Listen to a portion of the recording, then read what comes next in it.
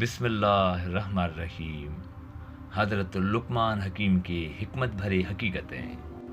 ہمیشہ وہ کام کرو جو کام کرنا چاہیے، نہ کہ وہ کام جو تم چاہتے ہو۔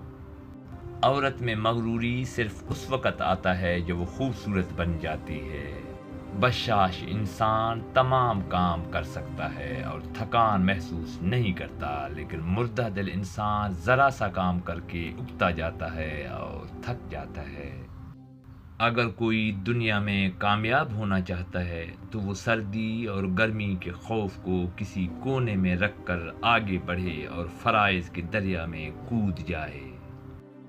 اصل دلیر وہ بندہ ہے جس کا دل ٹھنڈا اور مطمئن ہو۔ جو لوگ سب سے دلیر ہوتے ہیں ان میں گستاخی اور بیہودگی سب سے کم ہوتی ہے۔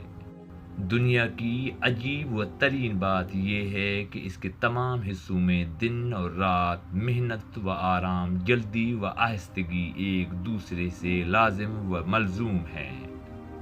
ہر بندے کو سمجھ لینا چاہیے کہ دنیا میں ہر کام قوانین قدرت کے مطابق ہوتا ہے۔ جو بندہ بوتا ہے اسی کو پھل ملتا ہے۔ جو بندہ سادہ غذا کھاتے ہیں وہ بہت ہی کم بیمار پڑتے ہیں اور زیادہ دیر تک جیتے ہیں۔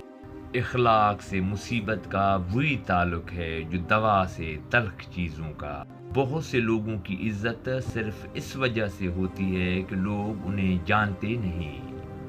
امید تم انگور اور نارنگیوں کی رکھتے ہو اور بیج بوتے ہو کیکر کا۔